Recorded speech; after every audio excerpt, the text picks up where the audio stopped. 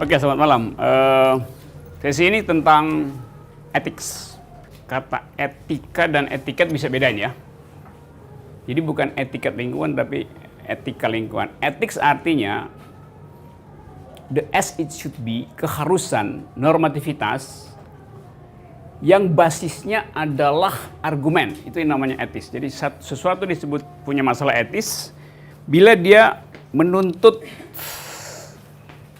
justifikasi rasional terhadap satu problem itu. Jadi bukan karena keyakinan, bukan karena kebiasaan, bukan karena hobi, maka itu disebut sebagai ethics, tapi karena ada susunan pikiran untuk mengaktifkan argumen itu. Tidak etis Anda berbohong tentang situasi ekonomi. Itu bukan soal etika itu. Di situ soal opini, tapi etik selalu menimbulkan konfrontasi argumen. Jadi saya mau menerangkan bagian itu dengan mengambil beberapa poin yang telah diucapkan oleh pengajar yang lain selama 3 sesi yang lalu. Nah, supaya kita tune in dengan soal ethics ini, dan etika lingkungan itu dianggap sebagai a new kind of ethics. Karena biasanya orang bicara ethics itu dalam rangka tuntutan mempromosikan humanity. Di dalam etika lingkungan kita pindah dari center yang antropologis ke center yang biosentris itu. Jadi ada refocusing di dalam pembicaraan ethics. Dulu orang nggak kenal tentang hak-hak binatang, hak mawar untuk tetap mekar, hak sungai untuk berlekuk, hak gunung untuk dingin. Orang anggap itu aneh kalau barang di luar manusia diberi status moral. Sekarang hal itu justru dianggap sebagai a new kind of ethics.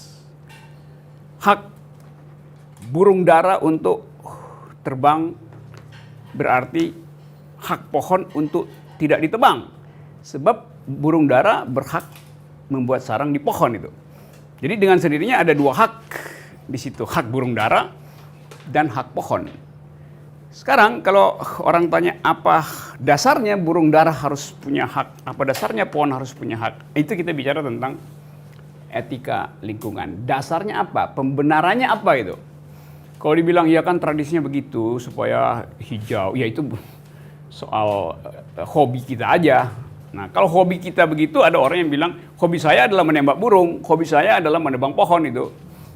Jadi, mesti ada satu rational foundation yang bisa menghasilkan prinsip tentang mengapa pohon punya hak untuk membela diri. Moral standing of trees misalnya tuh. Legal standing of burung dara misalnya. Sehingga di dalam dunia pikiran itu menimbulkan berbagai macam kontroversi. Jadi ada kontroversi baru di situ tuh. Nah, sebelum kita pergi ke situ, coba satu-satu kasih saya review tentang semacam sinopsis apa sebetulnya yang sudah dipelajari di sesi berikutnya. Di sesi-sesi sebelumnya. Misalnya ada problem di situ, ada kata kunci, ada konsep, sehingga saya bisa hemat uraian, nggak mengulang-ulang. Dan kita di akhir kuliah ini akan sama-sama berupaya untuk menyusun semacam ethics, environment ethics versi kita itu, berdasarkan pengetahuan kita. Kalau soal pengetahuan yang standar, Anda bisa baca semua buku di situ. Tapi feminisme dan lingkungan itu menuntut semacam standpoint, semacam keterlibatan yang berasal dari pengalaman kita, bukan karena pengetahuan kita. Jadi itu bedanya antara belajar tentang etika lingkungan dan menghasilkan etika lingkungan. Kita bisa belajar etika lingkungan dan bisa dapat A di dalam kelas, tapi kalau dia nggak berbasis pada situated knowledge, pada hal konkret yang kita alami sehari-hari, maka kita cuma disebut sebagai ahli etika lingkungan, bukan ekofeminis. Seorang ekofeminis dia tumbuh dari kekuatan argumen yang berbasis pada pengalaman yang basah, pengalaman yang betul-betul touch the reality itu, yang down to earth. Jadi itu bedanya ya. Kalau kita bicara, jadi kita nggak bicara tentang etika lingkungan dalam pengertian teori mutakhir tentang itu, akses saja di internet. Tapi bukan itu yang dimaksudkan oleh Jurnal Perempuan. Tentu kita bisa nulis di Jurnal Perempuan tentang itu. Tapi menghasilkan seorang laki-laki yang ingin menyebut diri I am a male feminist, artinya dia pernah mengalami satu situasi dramatis tentang kehidupan ketidakadilan, dan bisa jadi ketidakadilan itu basisnya adalah karena eksploitasi lingkungan.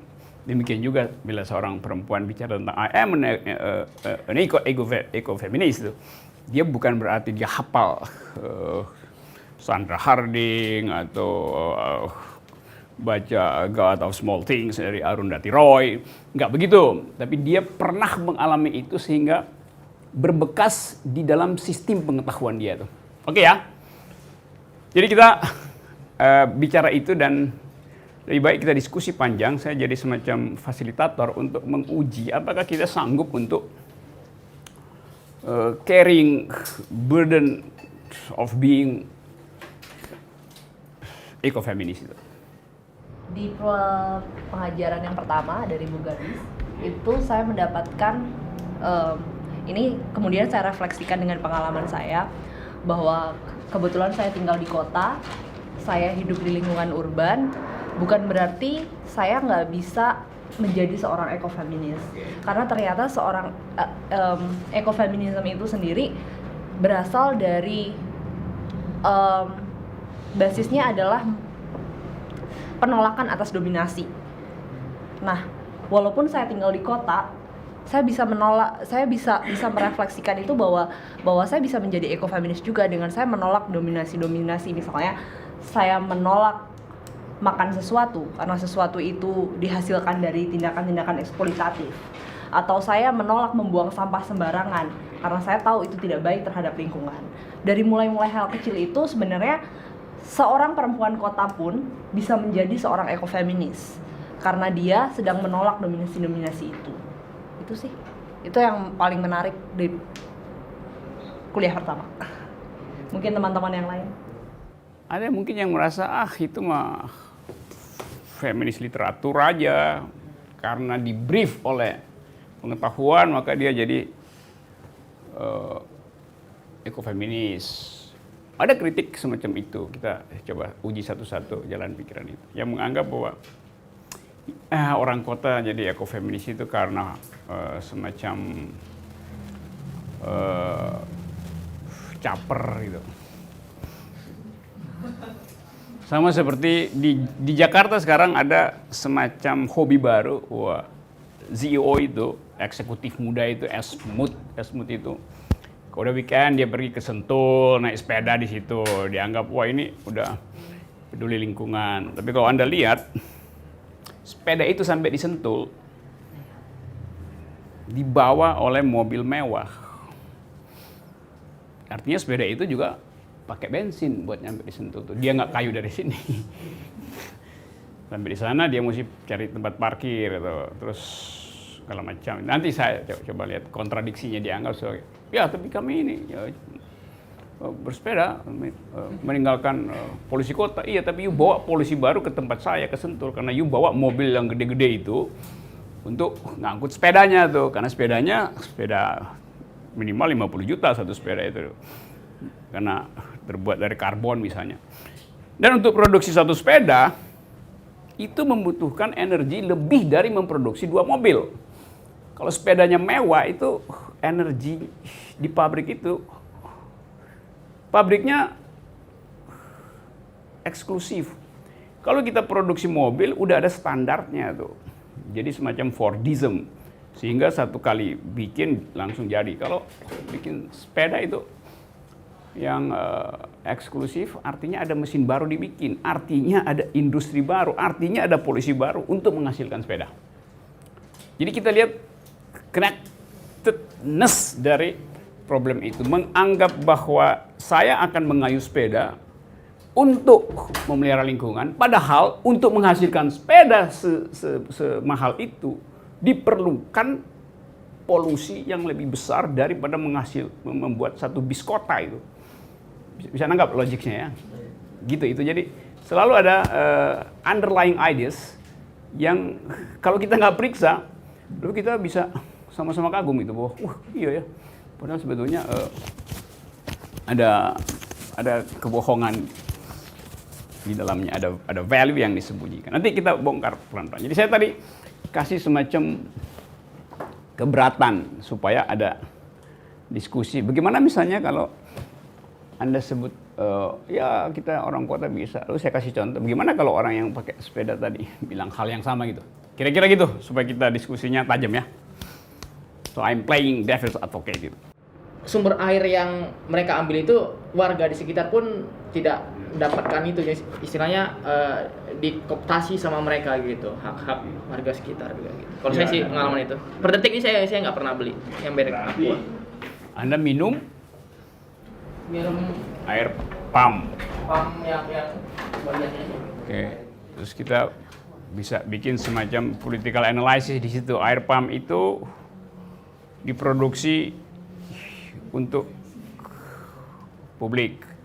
Di belakang itu ada perjanjian misalnya antara Palm Jaya dengan perusahaan-perusahaan Prancis. Perusahaan Prancis juga memproduksi aqua di sana tuh. Jadi mungkin aja kita nggak minum aqua di sini, tapi kita minum value added dari perusahaan Prancis yang memproduksi aqua, yang juga klaim bahwa itu datang dari sumber yang paling murni di dalam pegunungan Prancis. Karena orang dia suka klaim ini umur dari air saya itu di Prancis itu kira-kira udah 400 tahun. Jadi air tanah yang tersimpan 400 tahun. Terus kita bilang, loh justru air tanah yang 400 tahun nggak boleh dieksploitasi. Tapi kalau ambil air tanah yang usianya udah 400 tahun, artinya kita minum mineral yang adalah bekuan dari darah nenek moyang, tulangnya jadi mineral di situ setelah 400 tahun misalnya. Kenapa nggak boleh begitu? Ya karena siklus air itu 40 tahun, berarti 400 kali, 10 kali siklus air yang kita minum. Air yang kita minum di sini, yang dia sebut ini aqua misalnya ini, buat jadi spring, dia perlu waktu 40 tahun siklusnya tuh. Jadi bukan yang hari ini, kan biasa dibikin teori, airnya kemudian menguap, maka kondensasi turun jadi hujan, jadi enggak. Air yang kita minum itu adalah hujan 40 tahun lalu, bukan hujan tadi sore, apalagi hujan buatan yang dibuat pakai garam dapur itu. Jadi bicara tentang environment, di dalamnya variabelnya tuh interconnectedness. Begitu banyak variabel sehingga kita nggak bisa klaim sesuatu tanpa kita deepening, tanpa kita ikut tenggelam di dalam problem itu dulu tuh. Oke ya? Oke, itu. Oke, bagus, ada 2 poin ini dan kita kasih atau saya kasih apa namanya? Kontrasnya tuh. Contradictory ideas-nya apa itu. Oke, ada yang lain. Dalam hal lingkup kecil, baju kan juga merupakan apa dari keluaran dari pabrikan gitu kan. Artinya kalau kita kritisi atau kita gali semakin dalam gitu ya, kita nggak bisa lepas gitu dari sesuatu yang menurut kita sejauh ini merusak ya atau yang mengeksploitasi gitu. Nah terus apa gitu dan bagaimana gitu? Ya, itu yang saya tanya pada saudara, bukan saudara tanya pada saya. Itu yang saya lemparkan untuk kita bicara. Kalau kau tanya sama saya, dengan mudah saya jawab, ada literatur, tapi kita nggak akan diskusi. Menurut saya yang sampelnya Bapak yang mengenai mobil tadi ya, bahwa kosnya akhirnya lebih besar daripada untuk, saya rasa, maaf loh Pak, ini mungkin sebelum sampai ke production item, kena ada bagian research-nya, terus harus di-approve, terus emisinya, efisiensinya berapa banyak, sehingga diambil toleransi, that's fine.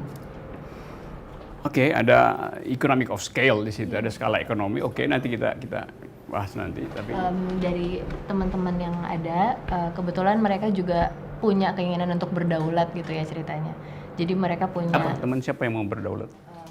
Jadi ada Nanti ditangkap polisi. Mau NKRI harga mati. Oke.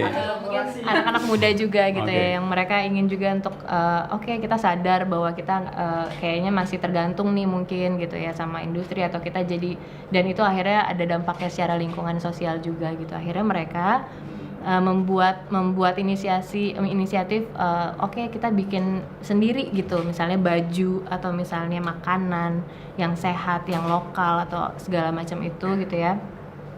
Baju mungkin yang dari organic cotton dan lain-lain gitu. Dan hal itu banyak sekali gitu, kayak misalnya pewarnaan yang alami gitu supaya nggak merusak lingkungan misalnya gitu.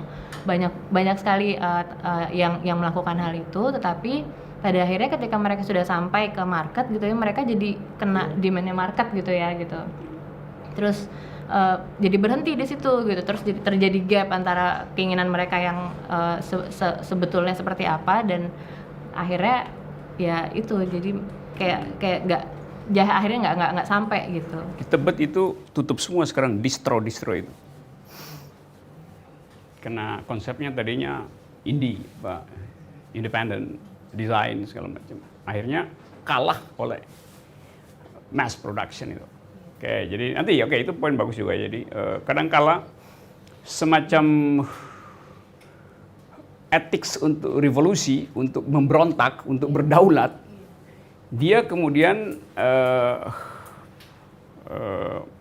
masuk di dalam wilayah yang sebetulnya bisa kita deteksi sejak awal bahwa pada tingkat tertentu revolusi akan memakan anaknya sendiri gitu.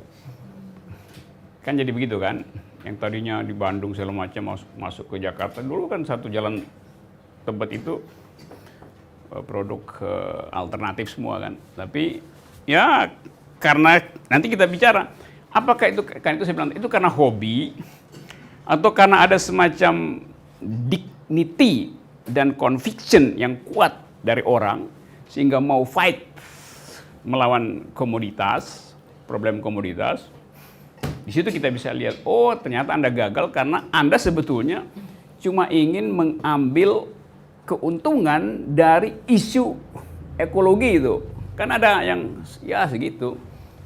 Sama dengan problem yang dialami oleh Vandana Shiva misalnya dalam soal protect agriculture itu macam-macam. Tapi oke, saya dapat. Jadi kita lihat ya, menjadi seorang ekofeminis itu membutuhkan analisa yang dalam, tajam, menghitung konsekuensi, dan bukan sekedar jadi ekofeminis yang fashionable gitu. Fashionista, saya ekofeminis yang fashionista, hanya sekedar segitu. Jadi logik di belakang itu adalah waktu kita pindah dari anthropocentrism pergi pada biocentrism, seluruh etik kita itu berubah. Termasuk cara kita memberi harga, termasuk cara kita untuk memilih desain segala macam. Selama kita ragu-ragu untuk hijrah dari anthropocentrism pergi pada biocentrism, maka akan kena hukum seperti tadi tuh. Seolah-olah ingin berdaulat, tapi baru jalan 2 langkah udah balik pulang cari mama. Cari mama ya, bukan cari ibu saya bilang. Saya bilang cari mama karena papa lagi di rumah sakit. Maksud saya itu. Lagi Singapura. Oke, ada lagi? Udah banyak sekelompok anak muda mungkin yang memperhatikan lingkungan, dan solusinya adalah bagaimana sesuatu itu sealamiah mungkin, kan kira-kira begitu Mbak. Nah, tapi maksud saya yang alami-alami itu pun jika dikritisi lagi pasti itu terdapat sesuatu yang menurut kita ya bisa jadi juga merusak lingkungan, kan begitu. Kan pada akhirnya begitu permasalahannya. Kalau kita pengen mengkritisi lagi gitu loh. Nah, lantas kira-kira apa lagi nih selain itu gitu loh. Saya mau menambahkan dari Dedi ini. Kan Dedi mengatakan oke, ini sudah low alamiah, tapi kalau dipikir-pikir ada lagi kan. Sebetulnya kita harus mikir lagi standar pollutionnya tuh berapa yang bisa ditolerir. Jadi semua ada, tapi kita punya standar bakunya itu berapa, itu yang harus dikonsider menurut saya. Saya ingin langsung ke pertanyaan. Jadi dari 3 kelas yang kemarin, dari kelas Bu Gadis, Mama Aleta, dan Mbak Yaya, saya berusaha mencari satu poin yang tidak saya temukan. Dan poin itu adalah bagaimana kita kan tidak bisa berlari dari pembangunan dan produk-produk kapital yang itu meningkatkan konsumsi kita, sehingga menyebabkan hutang-hutang ekologis dan kerusakan ekosistem, kerusakan ekologis. Nah, yang ingin saya cari adalah bagaimana kita bisa menemukan suatu poin indikator yang logis perihal pembangunan yang tidak mengkhianati ekologi. Jadi seperti apa sebenarnya? Kita kan nggak bisa berlari dari pembangunan dan kita nggak bisa terus-menerus mengorbankan ekologi. Kira-kira indikator yang logis itu seperti apa yang tidak terjadi pertentangan di sana? Terima kasih, Pak. Diskusi untuk menemukan semacam underlying assumption dari produk komoditi, hubungan komoditi dengan keadilan, ecological justice, environmental justice, itu baru bisa kita ucapkan kalau kita benar-benar tadi sudah tiba di dasar persoalan. Itu soalnya. Jadi nanti Mbak siapa tadi? Mbak Mariam, nanti saya ulas itu. Nah, oke, Mariam, nanti di ujung ini pasti saya ulas itu. Tapi terima kasih Anda mengingatkan problem yang selalu ada di headline, yaitu mencari semacam sphere of possibilities di mana policy tentang keadilan itu bisa sejalan dengan etik baru tentang ecological justice. Oke, saya akan anggap itu sebagai problem untuk mencari semacam cross-cut ideas antara the economy and the ecology itu ya, di ekonomi dan ekologi. Ingatin saya Pak Nopal ya, saya akan ke situ ke Ibu, ke Mbak Mariam ya. Oke, yang lain? Oh, jadi ingat pembicaraan saya sekitar 2 atau 3 tahun yang lalu dengan siswa saya kelas 6. Dengan? Siswa. Siswa. Kelas 6. Waktu itu saya baru saja seperti sedang senang-senangnya dengan kenyataan bahwa alam itu punya hukum sendiri ya. Jadi dia sebenarnya tidak tergantung kepada manusia, tapi justru manusia yang tergantung kepada alam. Dan ada semacam gambar di situ, aku lupa dari mana. Jadi gambar itu kita menggambarkan bumi sebagai ibu, tapi ketika ibu bumi menggendong manusia, dia mengatakan, oke, terus saja lu rusakin gua, sebentar lagi lu mati di tangan gua gitu. Jadi ada satu hukum alam, yaitu tenaga endogen, tenaga eksogen, yang sebenarnya mendudukkan alam itu punya kuasa lebih daripada manusia. Jadi mau manusia jungkir balik, tetap saja alam yang lebih berkuasa. Dan siklus alam yang disampaikan oleh Mbak yang dari Walhi, saya lupa, maaf namanya, yang mengatakan bahwa siklus air sekian puluh tahun, siklus sekian puluh tahun, pada dasarnya siklus itu akan memang selalu berubah. Kutub utara akan menjadi kutub selatan menjadi kutub utara, akan ada siklus di mana bumi mengalami kehancuran dengan sendirinya. Jadi tadi dimulai dengan sebenarnya statusnya apakah manusia yang punya kuasa atau alam yang punya kuasa. Ketika saya bicarakan itu kepada anak-anak, dengan seketika anak-anak menyadari bahwa oke, kalau kita nggak bergerak sekarang, yang mati kita bukan alam, karena alam punya hukumnya sendiri. Jadi kalau bicara mengenai ekofeminisme, kita bicara mengenai mendudukkan siapa yang sebenarnya punya identitas, bagaimana caranya berdampingan antara dua identitas.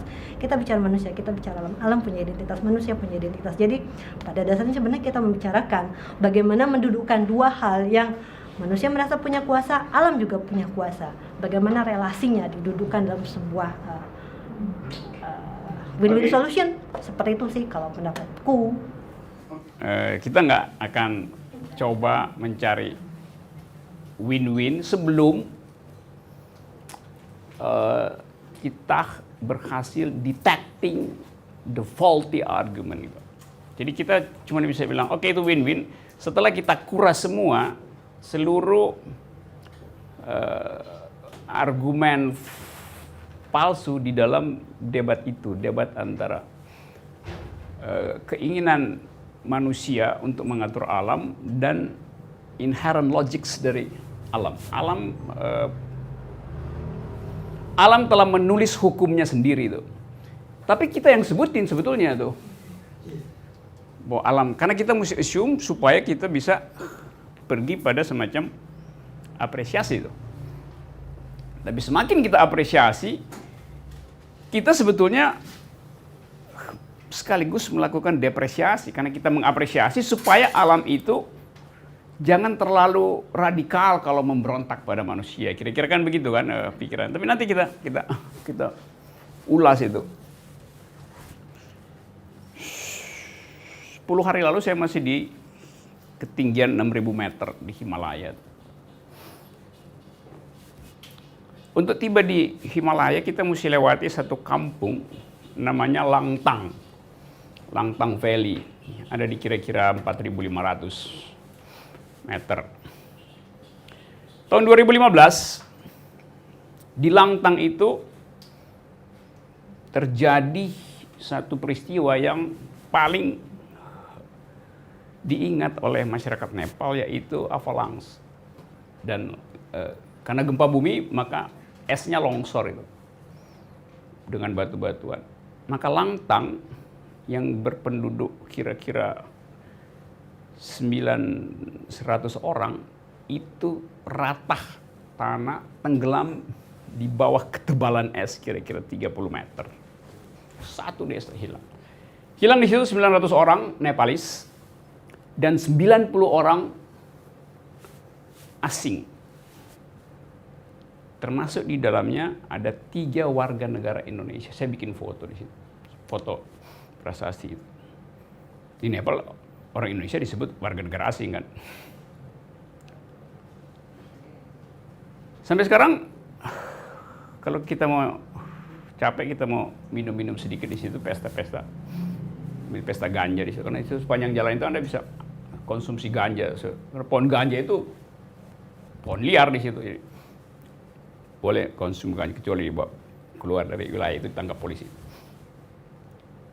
Masyarakat Nepal belum boleh menyanyi sesuatu yang riang gembira tuh, karena belum 3 tahun. Itu 2015 kejadian itu. Kita anggap itu sebagai disaster.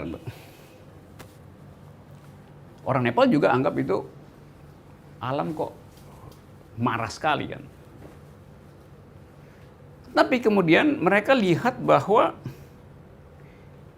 setelah gempa paling dahsyat itu, seluruh pohon besar itu tumbang di pegunungan itu. Asal Anda tahu, Nepal itu 80% gunung isinya tuh. Dan dari pegunungan Himalaya itu ada 300 puncak, orang cuma tahu ada Everest, tapi ada 300 puncak gunung yang di atas 6.000 meteran itu. Bagi mereka gunung itu disebut gunung kalau udah di atas 6.000 meter. Kalau cuma kayak gunung gede yang 2.000-3.000 meter dianggap bukit aja tuh. Bukit, hill aja disebut. Jadi pohon itu semua hancur. Dan itu justru dianggap sebagai rezeki karena dia nggak perlu tebang lagi pohon itu untuk bikin bangunan segala macam. Jadi kita lihat kontradiksi di situ. Manusia kemudian merumuskan bahwa hukum alam justru menguntungkan kondisi antropologis karena mereka mesti bangun desa baru gitu. Lain kalau di situ nggak ada pemukiman. Jadi kita menyebut itu sebagai alam telah menulis hukumnya sendiri. Bagi mereka yang kena musibah dianggap sebagai alam telah menghukumnya. Bagi mereka yang ingin membangun ulang menganggap alam telah memberi mereka kayu-kayu baru. Jadi selalu ada dual assumption di dalam satu peristiwa. Nanti tetap saya akan bahas lagi, tapi saya mau kumpulkan dulu kontroversinya gitu ya. Soal begituan. Karena kemudian alam itu rusak jaringan listrik segala macam, maka pemerintah Nepal supply desa-desa di situ sekarang dengan solar cell, energi matahari di situ. Dengan maksud supaya ada kehidupan yang tidak tergantung pada energi yang eksesif, listrik yang memerlukan diesel misalnya kan dianggap alamiah tuh. Tapi saya perhatikan akhirnya solar cell itu disewakan oleh masing-masing, itu gratis dikasih pemerintah Nepal. Disewakan untuk jadi wisatawan di situ atau turis di situ yang adalah orang asing. Jadi Anda lihat solar cell itu dimaksudkan untuk memelihara kehidupan komunitas, tapi kemudian jadi komoditas untuk iPhone dan Android ngecharge. Yang ngecharge itu adalah orang asing yang kita anggap atau dianggap kapitalis ada di situ karena menikmati liburan gratis di situ yang memanfaatkan solar cell. Jadi tetap ada komoditifikasi di situ. Yang tadinya dianggap sebagai ramah lingkungan akhirnya dipakai untuk ngecharge handphone. Apa artinya? Artinya dia mengundang produksi lebih banyak handphone di dalam logika environment. Karena orang kalau nggak ada solar cell, nggak ada charger kan orang ngapain gue bawa handphone itu. Sekarang orang bilang yuk ke Nepal yuk, bawa aja handphone, di situ ada charger gratis itu. Charger yang solar cell tapi bayar 30 rupiah, 30.000 satu kali ngecharge. Jadi ada komoditifikasi di situ. Jadi Anda lihat bahwa komoditifikasi bisa masuk ke dalam wilayah yang kita sebut sebagai local wisdom. Oke, itu satu contoh, masih banyak contoh lain. Masih ada yang mau komen soal itu? Ya. Sistem pendidikan yang saat ini mungkin belum inklusif. Dari kamu juga filsafat UN? Bukan. Bukan. Saya arsitek. Arsitek di Buduluhur. Iya. Iya, jadi sistem pendidikan yang inklusif itu belum terjadi gitu ya. Jadi ada kesenjangan pengetahuan antara masyarakat di desa dengan yang ada di kota gitu. Nah, hal itu jadinya aksinya tuh jadi berbeda-beda gitu, dan kadang-kadang nggak sejalan jadinya gitu. Ada yang bilang oh ternyata ternak itu adalah yang menghasilkan gas metana yang cukup besar gitu, dan itu merusak lingkungan.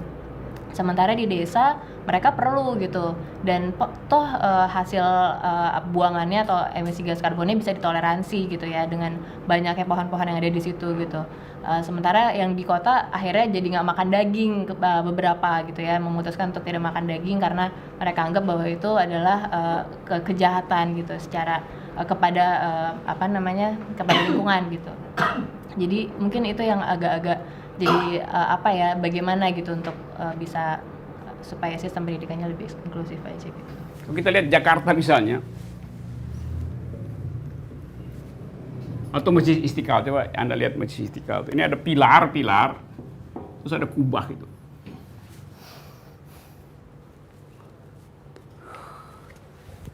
Secara filosofi, kalau ada kubah, mestinya nggak ada pilar. Pilarnya mestinya cuma 4 dalam teori arsitektur.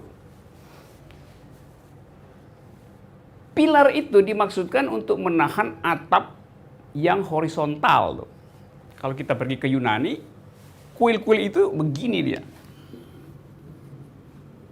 Mesti banyak pilar tuh. Tapi kalau ada lengkung begini, cukup 4 pilar.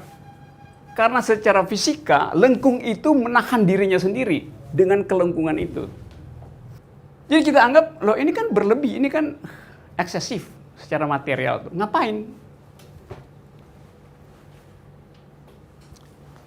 Dulu ini dibikin lengkung supaya mengingatkan adanya surga. Karena itu dulu dalam arsitektur, lengkung itu harus dihiasi dengan ornamen surgawi itu.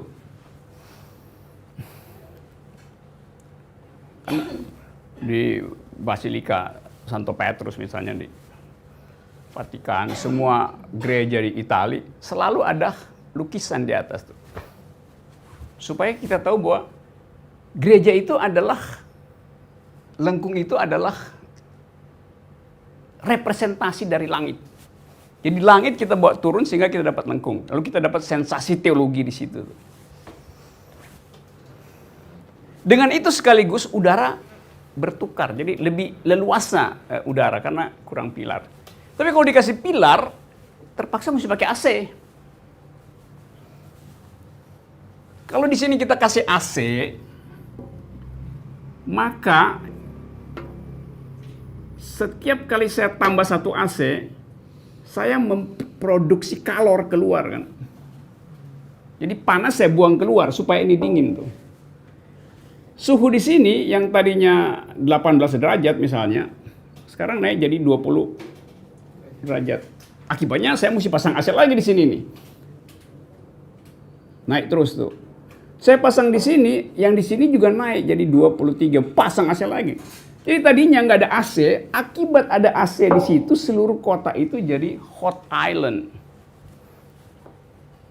Hot island bahasa Indonesia bukan pulau panas ya. Pulau panas itu judul film Triple X dulu. Jadi kita lihat paradoks dari industri, dari sistem arsitektur. Dia membuat lingkungan jadi panas. 18 derajat itu suhu kamar pengantin. Sekarang dia jadi panas. Akibatnya seluruh kota mesti pasang AC itu. Hanya karena salah arsitektur. Jadi orang bisa bilang, ya kan itu lambang. Saya pakai Istiqlal karena lebih mudah kita lihat di situ. Mungkin kita nggak bicara dulu karena Jakarta belum sepanas ini. Tapi yang lebih lucu adalah rumah-rumah di tata kota, rumah-rumah keren di Jakarta kan. Pilar sekaligus ada kubah. Artinya orang nggak ngerti filosofi dari kubah gitu.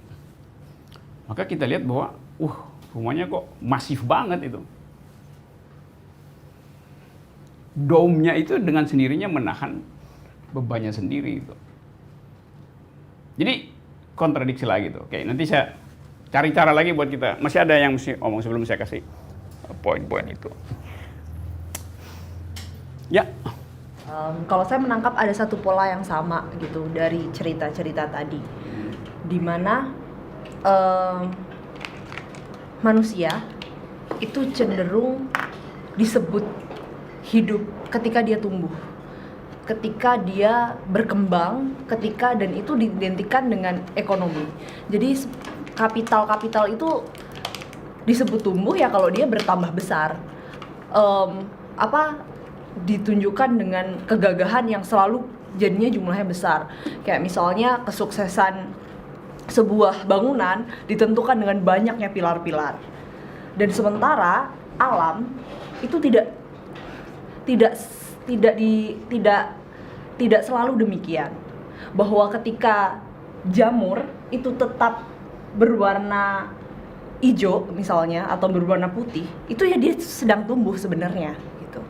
Dan dari kontradiksi bahwa satu entitas merasa dirinya harus besar, tumbuh besar, dan satu entitas lain itu ya tidak melulu harus besar, itu ada tabrakan yang besar.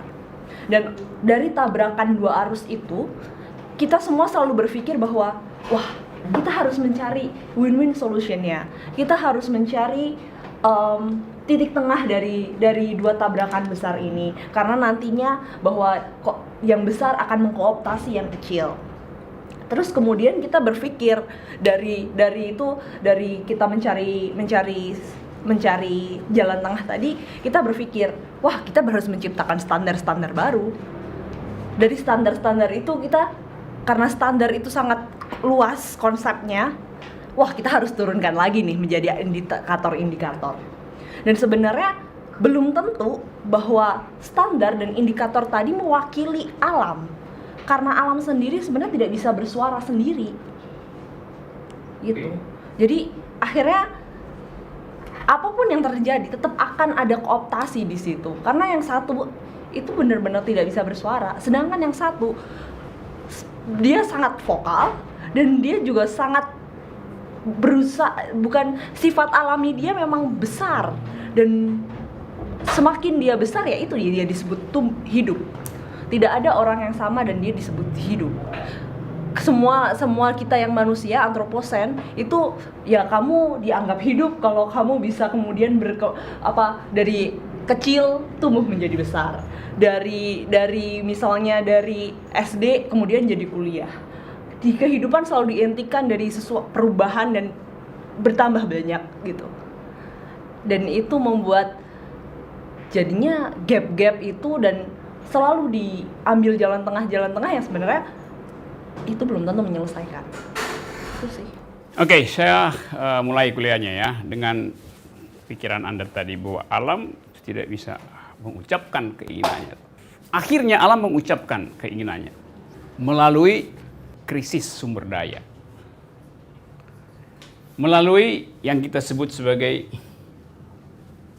bencana, tapi bukan bencana dilihat dari sudut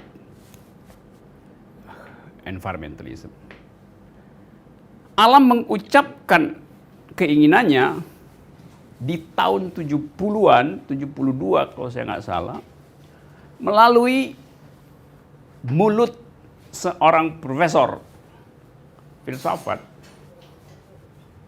di Colorado namanya Jonathan Stone. Suatu waktu di daerah itu ada kegiatan industri untuk membabat hutan yang akan dijadikan semacam resort oleh satu korporasi. Dan Profesor Stone menentang itu. Tapi pada waktu itu tidak ada cara untuk membelah dan mengartikulasikan kepentingan si pohon. Pikiran Stone kemudian bekerja secara efektif dan radikal untuk menemukan cara bagaimana supaya suara alam itu terdengar oleh hakim di pengadilan.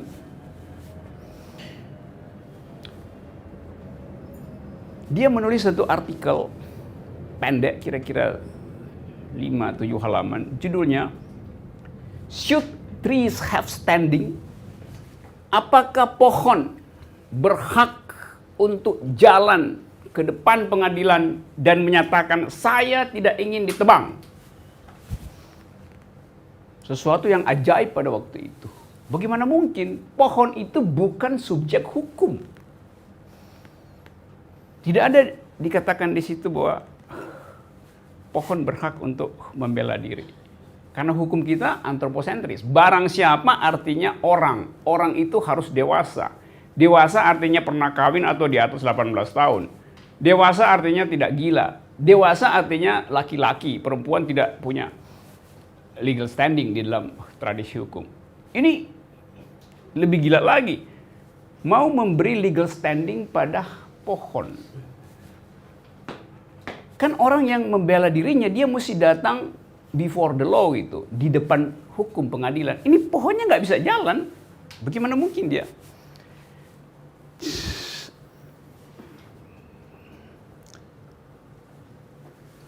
Paper ini kemudian menimbulkan heboh di Amerika.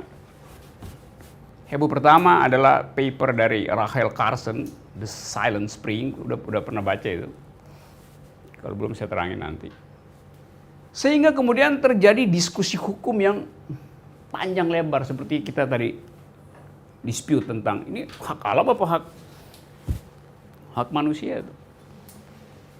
Inilah kampanye pertama yang kemudian menimbulkan teori yang disebut legal standing yang akhirnya jadi dasar dari hukum lingkungan. Dimenangkanlah oleh pengadilan di situ bahwa pohon punya hak untuk membela diri melalui pengampunya.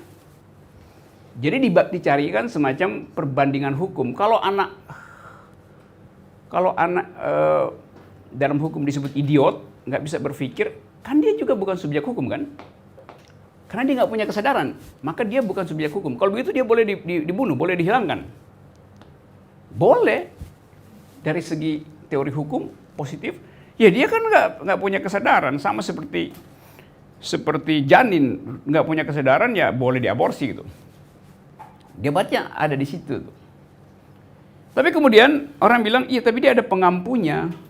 Siapa? Ya wali anak itu. Kalau ibunya nolak misalnya atau ayahnya nolak, ada. Jadi teori perwalian itu kemudian dipakai sebagai cara berpikir paralel ke dalam sistem hukum.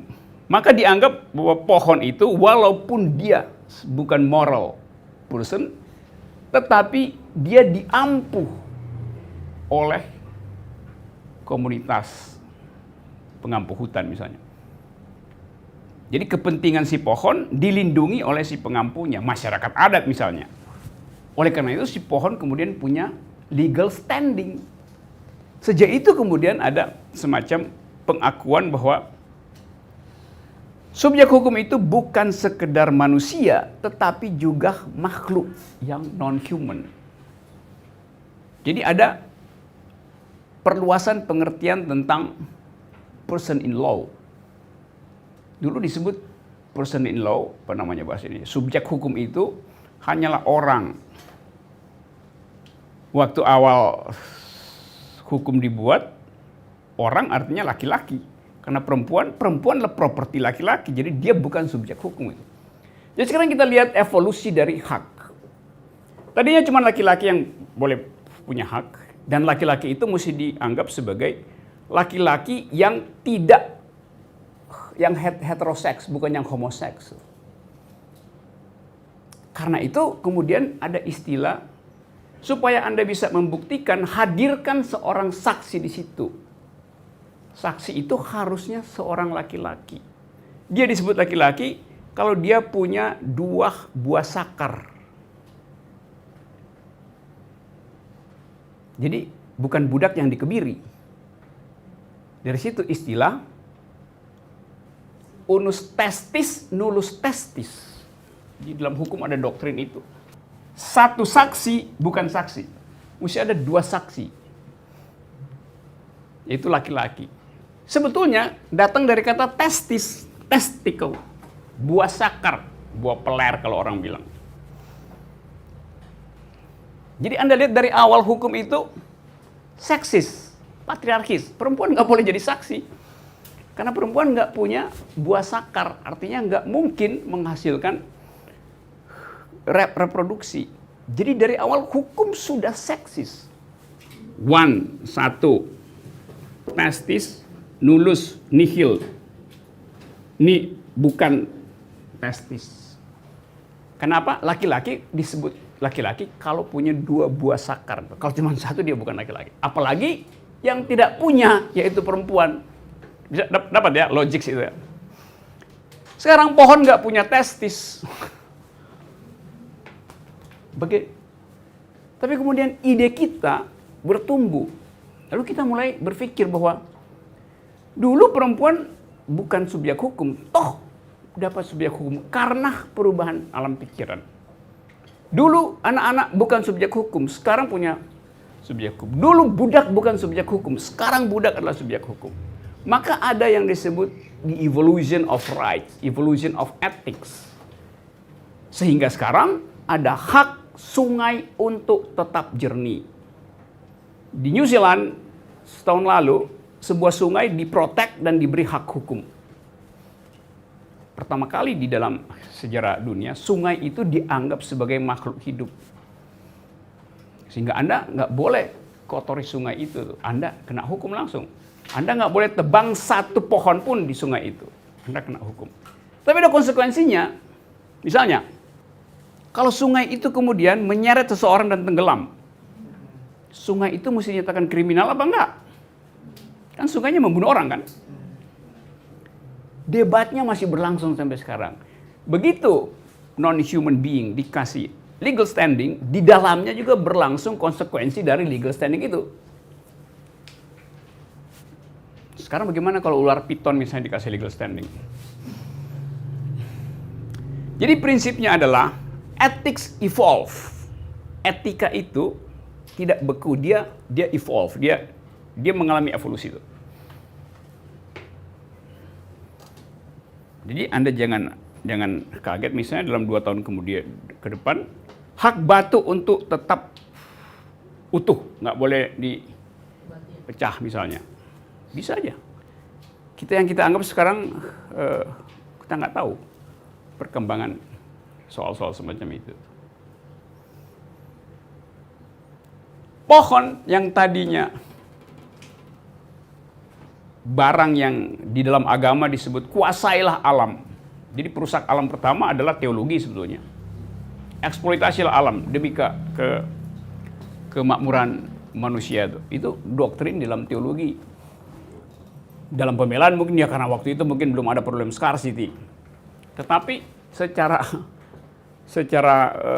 hierarki dianggap manusia itu di atas alam, karena itu silahkan kuasai alam, eksploitasi alam.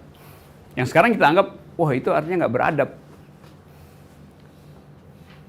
Nah, dulu pohon itu juga kita anggap sih boleh kita potong. Sekarang kalau ada orang tebang pohon, kita anggap dia nggak beradab ya.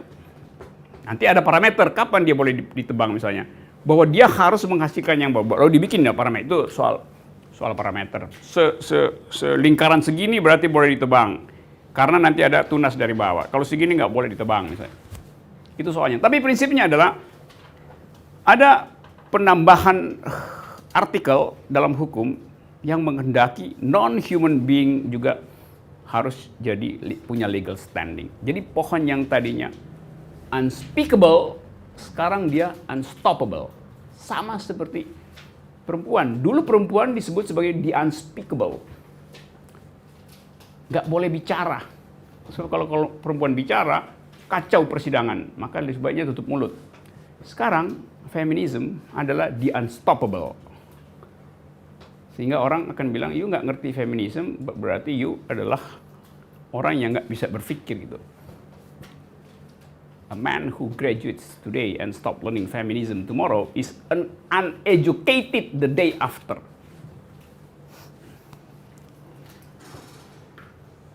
Jadi sarjana, oke, hari ini, dan besok dia nggak belajar feminisme, lusa dia jadi orang tolol. Karena dia nggak bisa bicara di sistem dunia, dalam pertemuan dunia nggak tahu. Do you speak bahasa Indonesia? I do speak English, I do speak French. Do you speak environmental ethics? Do you speak gender equality? Do you speak feminism? Buta huruf dia. Maka dianggap uneducated kalau nggak ngerti tentang environmentalism itu. Jadi kita boleh bilang bahwa kita ingin agar supaya ada grammar baru di dalam tadi dunia pendidikan kita, yaitu environmental ethics. Bahwa ada kontroversi iya, tapi dunia tumbuh dengan new kind of ethics untuk create kehidupan yang lain. Nah, paralel dengan itu, seluruh marginalitas kemudian terinspirasi untuk nuntut hak. LGBT. Kenapa? Ya karena demokrasi harus sampai mengenali pengalaman paling dasar dari manusia. Demokrasi artinya mengenali pengalaman warga negara. LGBT itu adalah pengalaman dasar manusia. Sama seperti hak pohon untuk tiba di depan pengadilan minta hak. Dengan cara itu feminisme menjadi semacam proponen dari perjuangan seluruh sistem marginal. Jadi feminisme mengambil inisiatif untuk menghasilkan new kind of ethics, yaitu egalitarianisme baru. Dasarnya di situ sebetulnya.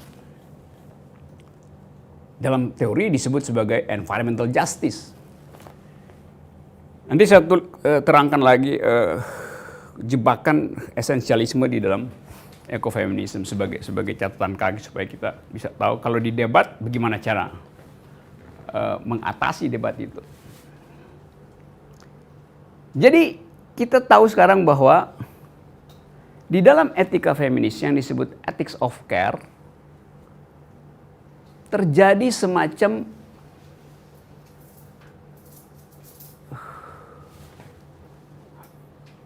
pengutamaan baru, konsep baru tentang justice. Dulu justice adalah konsep yang sekedar soal distribusi hak untuk soal-soal materi ekonomi. Sekarang justice diperluas oleh teori feminisme itu. Dulu justice berpijak kepada ethics of right. Saya punya hak, Anda punya hak, maka kita compete di dalam rights. Sekarang feminisme merubah itu, justice artinya ethics of care. Karena ada problem disparitas, ada problem hierarki dan segala macam itu tuh. Jadi paradigmanya pindah dari ethics of right ke ethics of care. Environment juga pindah paradigma, yaitu dari the right of nature, dari natural rights pindah menjadi the right of nature itu. Sama statusnya tuh. Hukum dulu basisnya natural right, hak-hak alamiah. Salah satu hak alamiah manusia adalah menguasai alam. Sekarang karena ada ethics of right, ethics of care yang disponsori oleh feminisme, sehingga menimbulkan should LGBT have standing, should trees have standing, should pets have standing, dan seterusnya. Kita konsekuensinya adalah nggak bisa lagi bertumpu pada natural right, hak-hak natural. Tetapi mulai memikirkan the right of nature, hak dari alam yang tadi disebut. Alam menulis haknya sendiri. Kita mengasumsikan itu supaya egalitarianisme itu jalan. Konsekuensinya tadi jauh. Kita pindah dari anthropocentrism, pergi pada biocentrism. Efeknya macam-macam. Apa efek dari feminisme misalnya terhadap arsitektur? Sekarang banyak diulas, ditulis di mana-mana. Bahwa orang tidak lagi berpikir di dalam rangka koherensi matematik, koherensi fisika, tapi pada apa yang disebut sebagai design thinking. Right? Buat dapat fungsionalitas tapi sekaligus selesaikan problem. Bukan sekedar fungsionalitas instrumental di dalam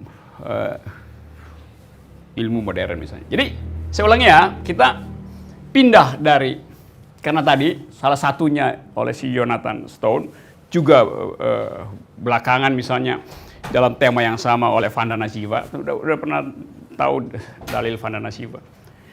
Bagi Vandana Shiva, development itu, membangun itu artinya melanggengkan sistem patriarki. Karena waktu kita membangun, kita mengeksploitasi dunia materi, dikonversi jadi komoditas, lalu masuk ke pasar. Kita sebut ada progres. Tetapi, begitu masuk ke pasar, berlakulah prinsip-prinsip patriarki. Sehingga pasar itu kemudian membuat perempuan tidak punya akses ke dalamnya.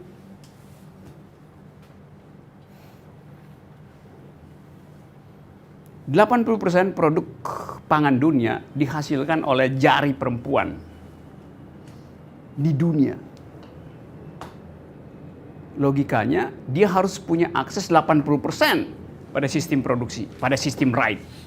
Faktanya, hanya 14% perempuan yang punya akses pada properti, pada right. Padahal dia memproduksi 80%. Artinya, sistem patriarki menutup hak perempuan untuk memiliki akses terhadap alat-alat produksi. Jadi dia tetap adalah buruh di dalam sistem produksi pangan. Padahal pangan dunia dihasilkan oleh kecerdasan perempuan.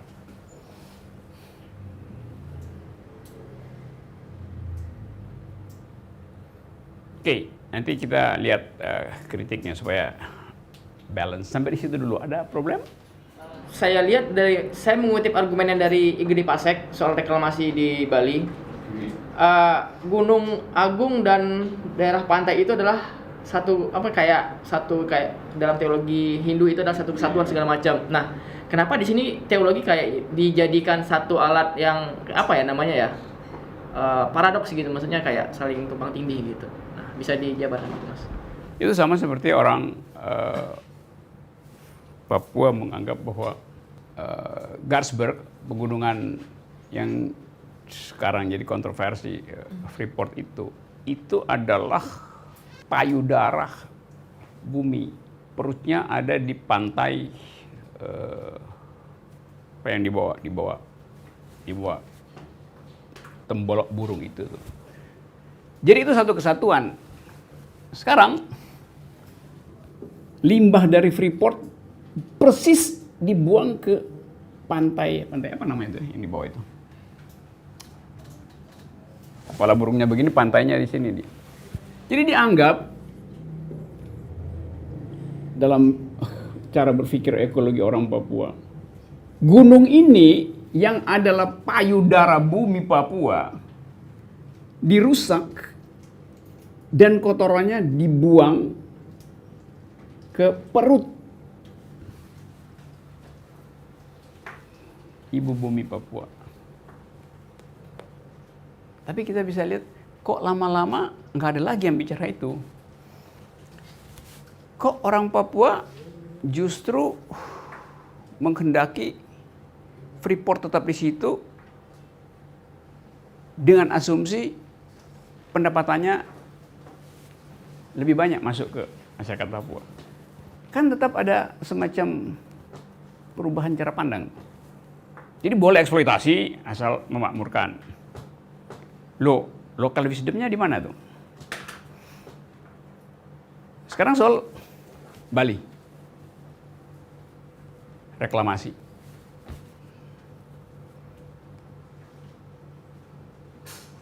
Kalau dianggap bahwa reklamasi itu akan menghasilkan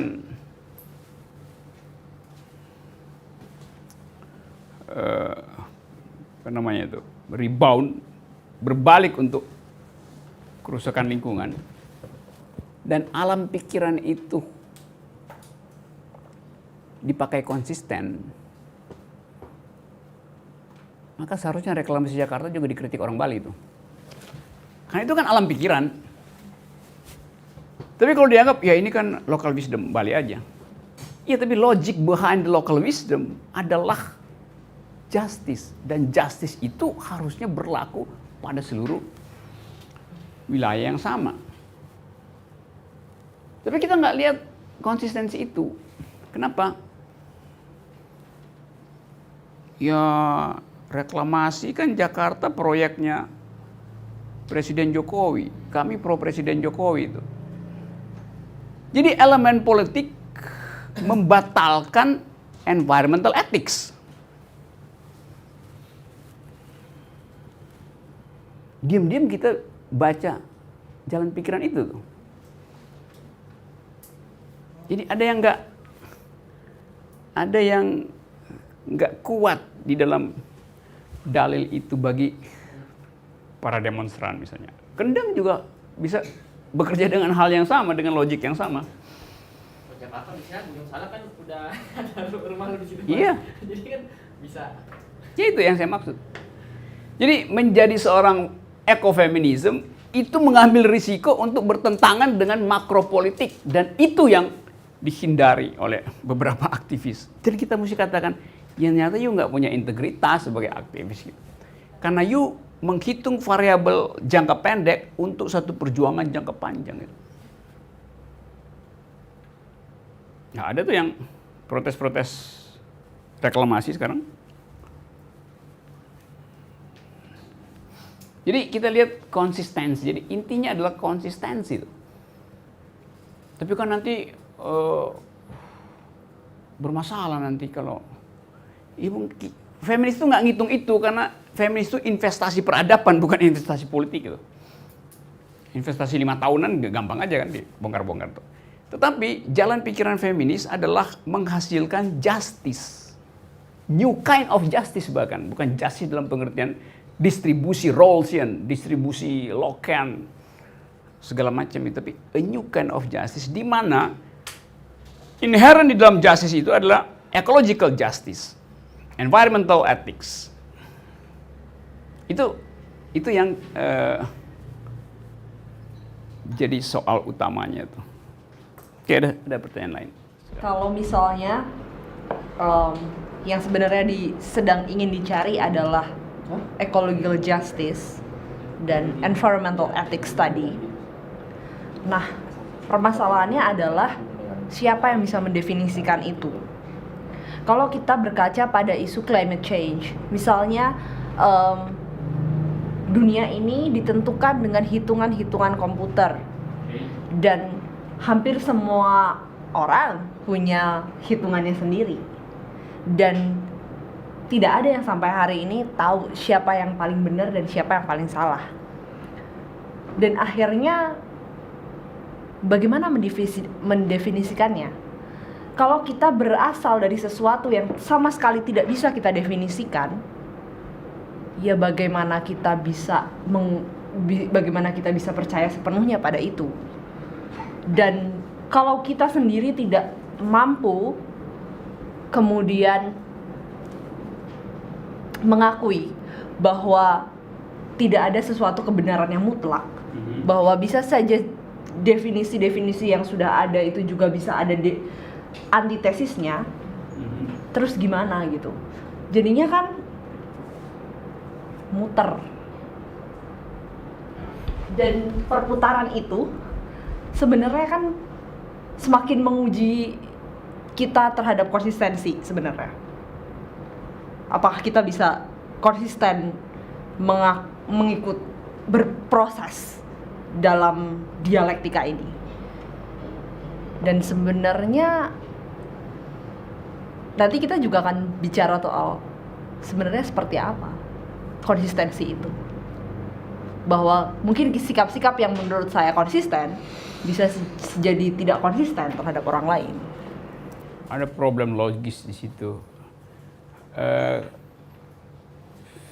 Dialektika itu, kalau konsep itu diaktifkan, Anda nggak usah tafsirin. Sebab dialektika bekerja menurut inner logiknya, bukan karena keinginan kita. Yang jadi problem, orang suka salah dan sangat sering salah, termasuk profesor-profesor, menganggap bahwa tesis itu datang dari luar. Antitesis datang dari luar. Tesis, antitesis, sintesis. Lo nggak begitu cara berpikir Hegel itu. Tesis itu mengeluarkan antitesisnya sendiri. Jadi dia diuji di dalam internal konsistensi, bukan ada tesis maka timbul antitesis dari luar yang melawan. Enggak. Tesis di dalam dirinya selalu menghasilkan lawannya sendiri supaya dia diuji. Dia minta diuji sendiri. Itu fatal. Orang akademisi itu hal yang paling sederhana di dalam konsep itu dikacauin. Kan nanti ada jadi asing itulah antitesis dari nasional. Lo enggak, nasional itu menimbulkan kontradiksi sendiri karena kebodohan di dalam negeri sendiri, bukan karena antitesis asing gitu. Itu konsep dialektik tadi ya. Sekarang kita radikalkan konsep itu menurut kecemasan Anda tadi. Kalau hutan terbakar misalnya di Kalimantan, kita ribut gitu. Kalau saya seorang radikal ekologis, saya akan bilang, nggak apa-apa terbakar. Hutan yang terbakar di Kalimantan itu sama seperti korek api di dalam mata ekologi. Itu kecil banget. Jadi maunya seluruh bumi hangus pun itu kecil banget. Karena ekologi bukan cuma bumi, ada ribuan sistem tata surya. Seluruh galaksi kita hancur, itu juga kecil banget. Dari sudut pandang radikal ekologi itu. Kenapa? Bumi ini mesti hancur supaya ada pertumbuhan baru. Itu namanya dialektik. Bumi akan menghancurkan dirinya sendiri supaya dia memperoleh sintesis. Kan itu soalnya tuh. Jadi how deep, how low can we go itu di dalam analisis. Tetapi kita nggak mau masuk di dalam kekonyolan berpikir semacam itu kan. Karena itu artinya kita mendesain sesuatu dengan akibat membatalkan keinginan kita untuk menghasilkan justice hari ini. Karena itu feminis kemudian mengambil solusi yang disebut standpoint. Jadi bukan teori maksimal tadi, bukan teori makro tadi, teori yang menggemparkan tadi, tapi bagi feminis, ekofeminisme itu harus di dalam rangka standpoint.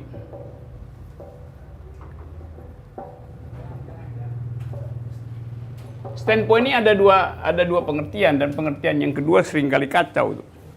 Standpoint pertama artinya saya bersikap kritis karena saya tahu logik dari ekologi itu. Karena saya belajar tentang matematika dari footprint teori, maka saya bisa berpikir bisa aja. Satu poin. Tapi itu bukan standpoint dalam pengertian feminisme. Critical reasoning, critical discourse. Oke, ada critical discourse dalam standpoint teori. Kenapa? Karena ada logic of right yang sponsornya adalah patriarchal system. Tetapi bagi ekofeminis radikal, standpoint artinya saya memperjuangkan environmental justice karena saya mengalami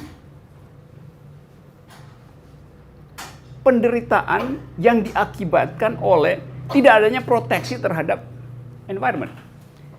Jadi bagi si Mama Aletta misalnya, lepas dari soal kecenderungan yang masih antropologis misalnya, dia ngerti the new kind of justice karena dia mengalami langsung problem corruptive mind dari perusahaan tambang di situ yang menyebabkan perempuan gagal mengakses market.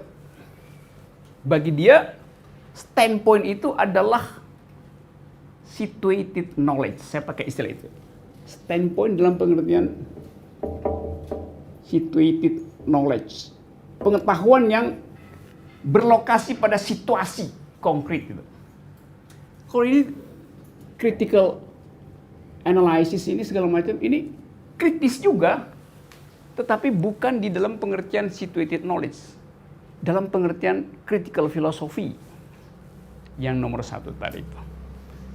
Kita boleh pakai dua-duanya, tapi kita mesti tahu bedanya bahwa standpoint ada yang di dalam konteks critical discourse, karena kita punya pengetahuan, karena kita paham bahwa standar hukum laki-laki adalah ethics of right, karena kita tahu bahwa policy yang tanpa ethics of care selalu akan berakibat pada bagian yang paling rentan dari stratifikasi sosial, yaitu perempuan.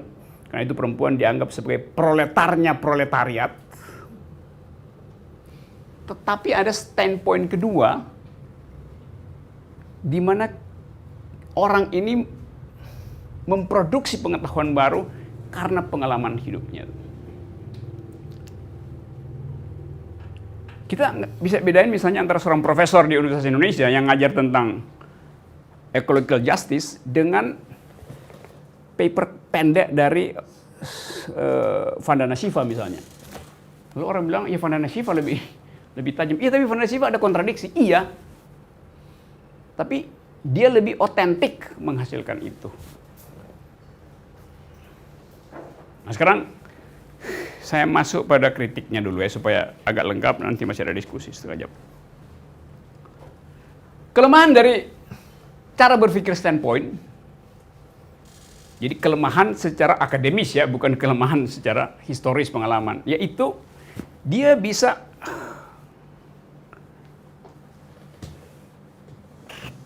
jatuh ke dalam apa yang disebut esensialisme, yang menganggap bahwa yang cocok dengan alam itu cuma perempuan. Laki-laki nggak cocok dengan alam itu. Nah di situ ada semacam esensialisme, bahwa biologi perempuan itu memang dibuat untuk tune in dengan alam. Karena itu perempuan dan alam ada di dalam satu nafas, yaitu ethics of care. Laki-laki nggak ada. Maka bisa jadi cara berpikir itu juga menjadi cara berpikir yang patriarkis. menganggap bahwa hanya perempuan yang mampu membaca rumus dan hukum alam. Hanya perempuan yang mampu membaca the new kind of ethics produced by environment. Nah, jebakan itu yang mesti hindari supaya Anda atau kita tidak dianggap sebagai mengedarkan ekofeminisme sambil menikmati arogansi patriarki. Karena dianggap feminism is the only game in town on subject of environmental ethics. Itu yang mesti kita waspada. Jadi Anda harus punya, atau saya juga harus punya stok argumen untuk mengatakan itu. Sekarang saya masuk di dalam tema itu. Stok argumen Anda apa kalau ada orang menganggap bahwa kalian, apalagi kalian anak kota kan, feminis kalian adalah fashionate aja, fashionable aja, itu kayak distro doang, kayak feminis indie gitu, seolah-olah independen tapi sebetulnya nggak ngerti, seolah-olah pencinta lingkungan, cuma naik sepeda tapi sepedanya dibawa pakai mobil mewah ke Sentul, baru dia naik sepeda di Sentul, pulangnya dia mesti pakai mobil yang sama itu juga polusi aja kalau mau naik sepeda, dari sini naik sepeda sampai Sentul kalau mau. Jadi kan nanti kan kita ketemu sana ya, terus ada komunitas macam-macam di situ. Begitu habis naik sepeda dia makan bakmi golek di situ, karbonnya nambah tuh. Itu kira-kira gitu. Jadi kita melihat kontradiksi itu. Saya ingin mengundang Anda untuk berpikir dalam kontradiksi itu. Karena soal tadi itu, menjadi feminisme itu bukan kecerdasan akademis atau semacam emblem di dada bahwa now I am a feminist itu. Tetapi sikap etis yang basisnya adalah new kind of justice. Oke. Sampai di situ tadi. Tadi bagian pertama udah kita lewati, tadi debatnya itu ya. Udah cukup ya. Yang lain ya bisa baca sendiri gitu karena waktunya nggak banyak. Yang berikut adalah soal tadi pertanyaan saya. Sinisism bisa muncul karena sikap ekofeminis kita itu terbaca sebagai semacam arogansi, diam-diam bahwa cuman gue yang ngerti, cuman perempuan yang ngerti alam, yang lain nggak ngerti apa-apa. Juga sikap LGBT kadang-kala begitu, sikap homoseksual juga kadang-kala begitu. Ada arogansi tertentu dan percuma kita bicara itu, artinya kita tidak menghasilkan new kind of egalitarianism karena kita kemudian jadi eksklusif, kan nggak ada gunanya kan, Pak, segala macam. Justru kita ingin, ekologi adalah the realm of freedom. Dari situ kita produce value-nya tuh. Di dalam ekofeminis ada semacam ada semacam akidah gitu, bahwa hanya perempuan yang mampu membaca alam. Seolah-olah itu arkenya, dalam filsafat ada istilah arke. Itu DNA-nya tuh, itu intinya, itu prima logics-nya tuh. Lalu muncul arogansi itu. Seolah-olah hanya perempuan yang mampu menghasilkan ethics of solidarity itu. Seolah-olah nurturing itu benar-benar hanya disediakan alam buat perempuan.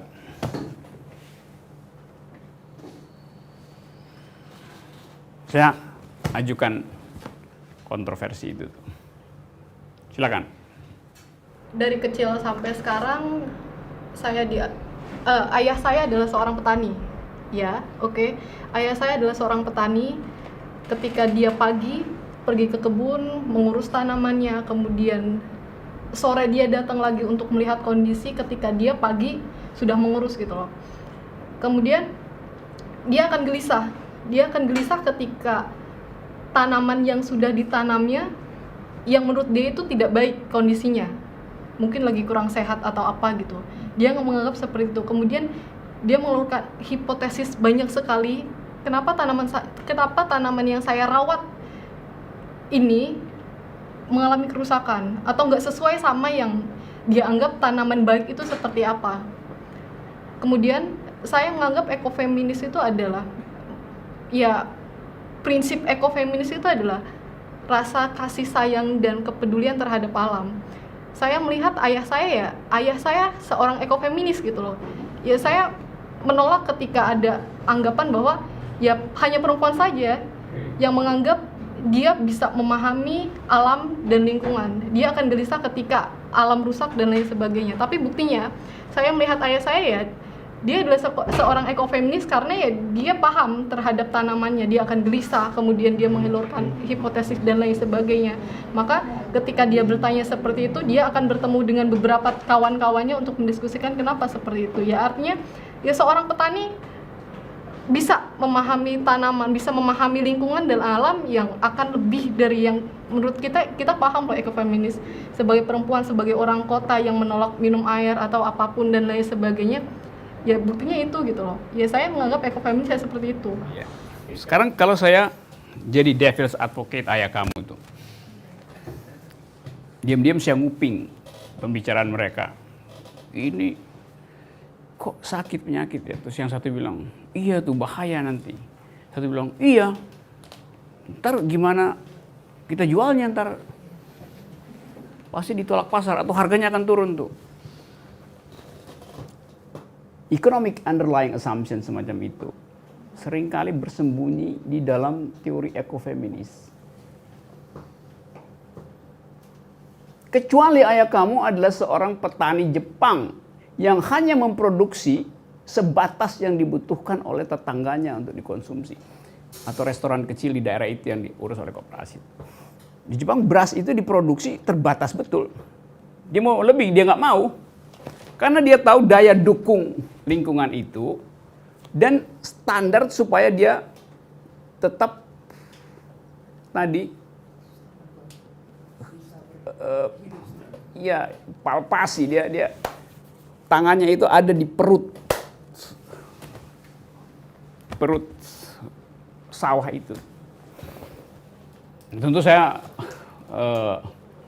berpikir positif terhadap ayah kamu dan terhadap kamu. Tapi sebagai teori kita mesti analisis itu. Jangan-jangan sinopsis dari ekofeminis itu adalah untuk tune in dengan parameter pasar tadi itu. Jadi dia cemas karena nggak bisa masuk pasar. Kalau saya misalnya ayah kamu, saya bilang nggak apa-apa membusuk di situ.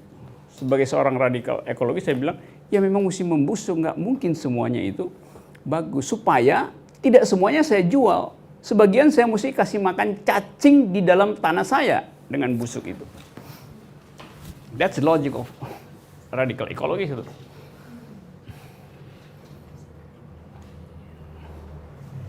Itu sama dengan di Tibet dulu Buddha itu dia bawa muridnya, terus bawa dua muridnya yang satu meninggal karena enakan apa ya murid yang meninggal itu karena bukan karena diare lah, karena daya beli turun itu. Muridnya meninggal, maka murid yang satu sibuk gali tanah. Sementara Buddha jalan aja terus. Muridnya, guru, kita harus kuburkan ini dulu, sahabat kita ini. Si pendeta Buddha dia jalan aja tuh. Amalnya pendeta Buddha jengkel. Kenapa sih kamu mesti kuburin dia? Loh ini kan manusia. Terus dia bilang, itu ada burung gagak, burung pemakan bangkai yang lagi mau makan. Jangan, harus dikuburin. Terus guru bilang, kenapa kamu memilih memberi makan cacing dan membiarkan burung pemakan bangkai itu mati kelaparan nanti?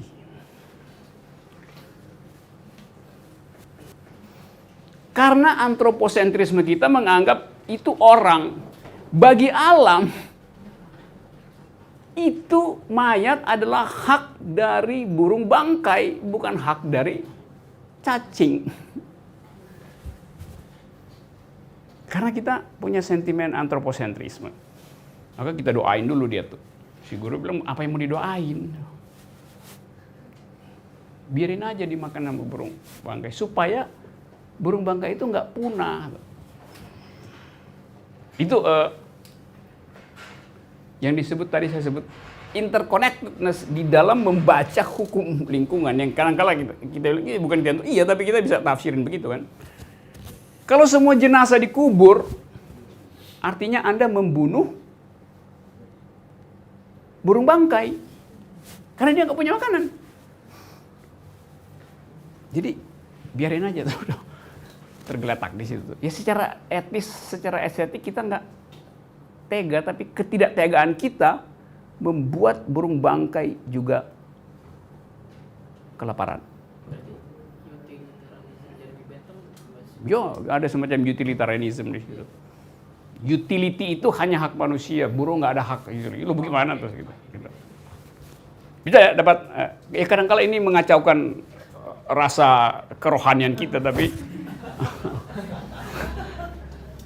hard thought mesti sampai di situ. Tadi kan saya bilang dari awal kita mau duel argumen supaya kita begitu kita bilang I am a feminist, I am eco-feminist, kita tahu konsekuensinya, kita tahu bolongnya di mana, kita tahu bagaimana menyelamatkan ide feminisme di dalam teori ekologi itu. Berarti Itu poin. GMO itu termasuk kejahatan bukan? Genetical modified. Iya. Coba kita sedikit bahas itu GMO itu. Rekayasa genetik untuk menghasilkan makanan yang enak tapi nggak bikin gemuk, kira-kira begitu. Sorry. Dear friend of mine. Gimana coba GMO itu? Siapa yang mau kasih poin itu? Dari segi apa? Kita bisa lihat apa sebetulnya yang ingin dihasilkan oleh GMO itu. Kalau untuk obat, apakah? Iya, kalau untuk obat misalnya. Mengapa ganja nggak bisa diresmikan sebagai obat? Ya karena perusahaan farmasi akan tutup semua kalau ganja jadi obat. Padahal itu obat yang dikenal oleh peradaban Mesir, peradaban Tibet, peradaban India, peradaban Amerika Latin. Dari sejarah farmasi kira-kira 200 tahun yang lalu dipakai sebagai, dan itu mujarab. Begitu farmasi tiba, farmasi itu risetnya itu, kalau kita bikin obat itu riset akademisnya 5 tahun. Satu sudah standar itu. Jadi riset akademis tentang komposisi kimia. Riset efek medisnya itu juga 5 tahun. Diuji coba pada pasien, udah 10 tahun. Riset pasar 5 tahun, 15 tahun. Buat dapat izin dari negara, 5 tahun. 20 tahun untuk menghasilkan 1 tablet. Dan investasi itu mahal betul. 5 tahun kemudian baru minta diproteksi intellectual rights-nya. Jadi 25 tahun untuk menghasilkan obat. Tiba-tiba ganja itu bisa dilegalkan. Orang cuma perlu pergi ke Sukabumi, pergi ke Tibet, pergi ke Aceh untuk sembuh itu. Apa nggak marah industri farmasi itu? Maka dia akan bilang, ganja itu harus dinyatakan ilegal. Kan logikanya begitu. Sama seperti jamu yang kita bikin itu. Ya, orang Eropa kan bilang, iya itu jamu, tapi itu bukan obat, itu suplemen aja. Kalau dinyatakan obat, dan over the counter bisa beli gampang, ya aspirin segala macam derivat-derivat yang di riset 25 tahun itu ya bangkrut dong. Jadi ada economic analysis of medicine yang basisnya adalah investasi di situ tuh. Jadi banyak problemnya. GMO ya itu juga soal yang sama, tapi kemudian tadi saya katakan kan harus ada tipping point, harus ada orang yang begitu nyalain korek api itu. Sama seperti tadi si Jonathan Stone, dia cuma nulis paper pendek, Should Trees Have Standing? Rachel Carson cuma nulis buku pendek, judulnya The Silent Spring.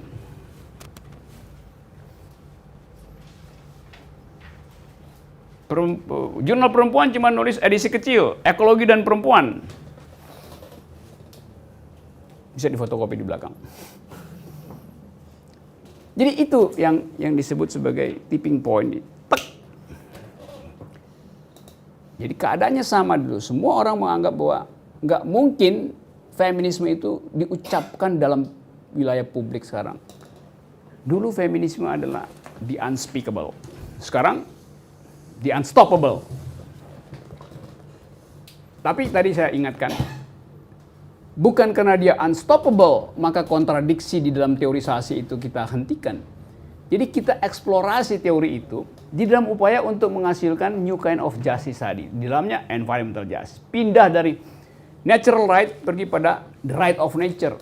Hijrah dari anthropocentrism pergi pada biocentrism. Dan itu membutuhkan nyali dan epistem, kekuatan akal dan drive ethics yang kuat. Apalagi kalau itu mau diinvestasikan ke dalam kultur politik.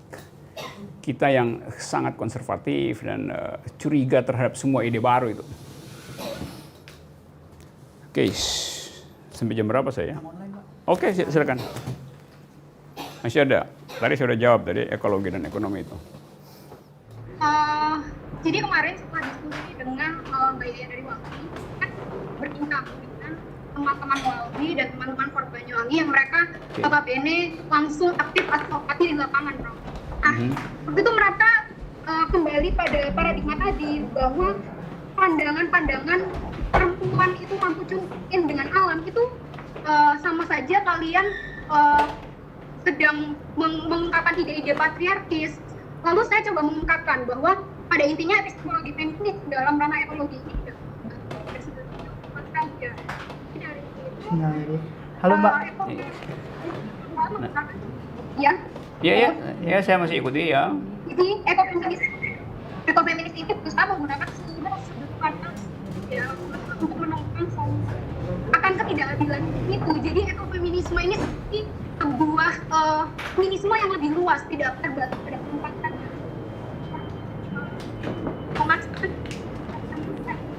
Hanya saja ketika hal itu dikemukakan oleh perempuan, mereka menganggapnya loh, kalian ngomongin feminisme tapi kok kalian seolah-olah pede banget, hanya kalian yang bisa memiliki pandangan seperti itu, seolah-olah ethical sphere itu hanya mampu kalian kuasai. Tapi ketika di dalam forum itu diulang dan dikemukakan oleh laki-laki, mereka mau Prof menemukan itu dengan bahasa laki-laki yang pasti Prof tahu perbedaannya di mana. Di situ juga saya melihat seperti wow. Terus kalau misalnya perempuan yang mengungkapkan ide itu masih sangat susah diterima. Bahkan hari ini pun ketika kita melihat daya tarik feminisme, orang akan lebih menyukai feminisme dibicarakan oleh laki-laki daripada dibicarakan oleh perempuan. Seperti itu Prof. Jadi bagaimana kita bisa mengentaskan pandangan-pandangan patriarkis ini ketika dialog-dialog kita, bahasa kita masih belum mampu diterima. Seperti itu. Terima kasih. Wah, keren banget kamu. Ya, itu seluruh pikiran baru selalu dicurigai dari dua arah. Pertama, dia akan mengganggu establishment, the old establishment power apa enggak gitu. Kedua, kecemburuan dari mereka yang pikirannya separoh. Jadi kalau si laki-laki bilang begitu ke kalian, anggap aja pikiran dia separoh itu. Jadi kekurangan pengetahuan menimbulkan kecemburuan itu. Jadi nggak penting sebetulnya soal itu dipelihara sebagai kecemasan. Nah, tadi saya terangkan bahwa kalau saya menerangkan tentang ekofeminisme, sekaligus saya berupaya menerangkan kontradiksi di dalamnya itu. Jadi ekofeminisme adalah a new kind of ethics yang selalu dalam status in the making. So we are witnessing a history in the making. Dan Anda adalah bagian dari proyek itu walaupun Anda ada di daerah. Jadi jangan cemas hanya karena literatur kurang. Harus menganggap bahwa Anda sedang diuji apakah etik dari ekofeminisme itu bisa menjawab misalnya problem-problem lingkungan di kita. Apakah dia bisa menjawab kegagalan pemerintah daerah dalam menyusun APBD yang bias patriarkal? Di dalamnya ada analisis ekofeminisme itu.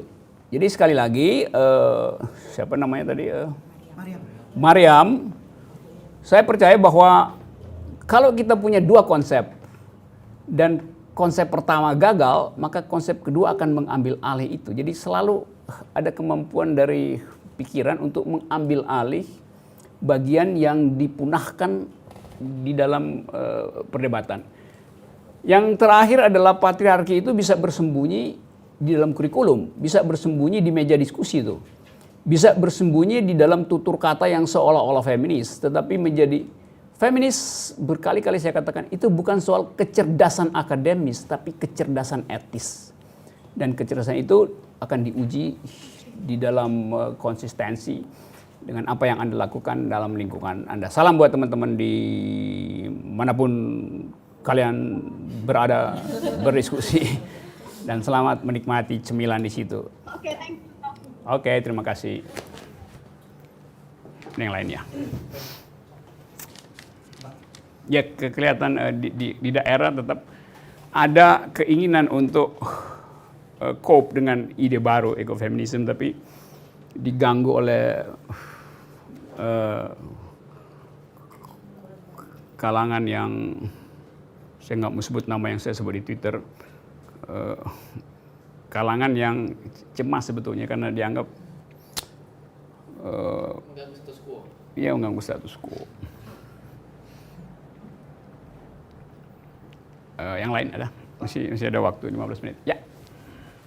Begini Bang, tadi Abang kan menyebut bahwa ada banyak kepentingan dalam melihat alam ini, salah satunya kan kepentingan market.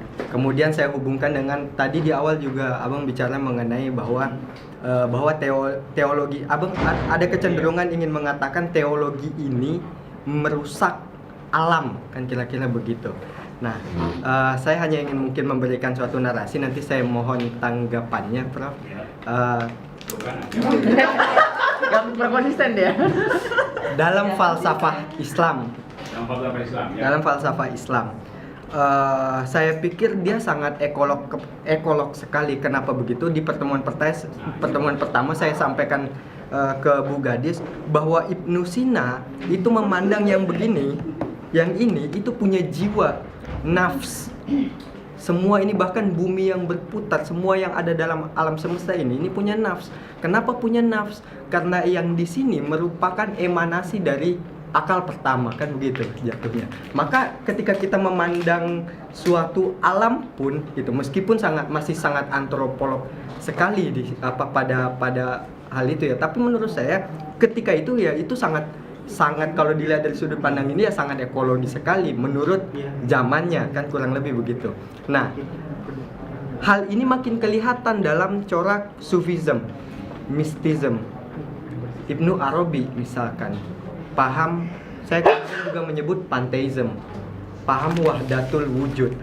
Jadi dia melihat alam ini bukan lagi melihat alam sebagai objek, tapi satu kesatuan dengan saya yang bersumber dari satu wujud, kan kurang lebih begitu Bang. Nah, maka saya melihat ini jauh sekali dari mungkin kalau kita melihat dari kepentingan-kepentingan yang lain. Kepentingannya pure kepentingan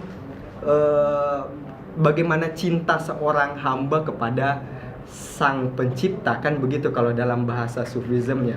Nah, maksud saya apa yang ingin saya sampaikan apa, bahwa bahkan dalam agama ini sebenarnya sangat ekologi sekali gitu loh. Ini kan sebenarnya bertentangan yang seperti Abang tadi bilang di awal, ada kecenderungan bahwa agama ini merusak alam. Nah, kurang lebih mungkin itu dari saya. Mohon tanggapannya. Yang semua nama yang you sebut tadi kan bukan teolog kan? Ibnu Sina kan bukan teolog, filsuf. Averroes bukan teolog. Farabi bukan teolog. Jadi semua yang Anda sebut tadi ya benar. Yang salah adalah Anda anggap itu teologi. Kan semua itu neo-Aristotelianism di dalam filsafat. Apalagi kalau dimasukkan di situ sistem berpikir Mu'tazilah. Logics mendahului belief, akal mendahului iman itu. Tapi kalau kamu tadi udah bagus saya uraian, tadi saya suka perhatiin konstruksi argumen. Anda bilang tadi ya semua alam ini adalah sentuhan dari satu nyawa, satu jiwa itu, satu yang sangat Hegelian dalam cara berpikir itu. Lalu Anda anggap tadi itu kan cara kita sebagai hamba memandang alam kepentingan. Begitu Anda sebut kata hamba, hierarki langsung bekerja di situ. Kan jadi buruk argumennya tadi. Jadi dengan kata lain, Anda mau kritik, Anda sendiri masih berpikir teologis. Karena hamba itu adalah konsep teologi. Dalam bahasa Latin, ancillus namanya itu. Apa namanya? Budak, ancillus theologiae. Mungkin bahasa yang tepat kita ini percikan cahaya gitu. Nah itu Anda boleh edit bahasa itu, tapi koreksi pertama adalah captivated by theological assumption itu, captivated.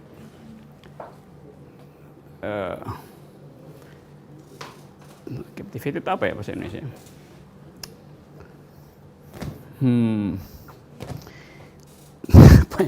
Ya tercekik gitu, dicekik. Dan itu biasa karena tadi saya bilang bahwa tetap UIN filsafatnya itu sama dengan Dirarkara, elemen teologinya kuat. Itu soalnya tuh. Sehingga kita selalu ada di dalam tadi pun waktu Anda berupaya menerangkan deteksi psikologi saya, Anda ada di dalam kondisi GAD itu, General Anxiety Disorder.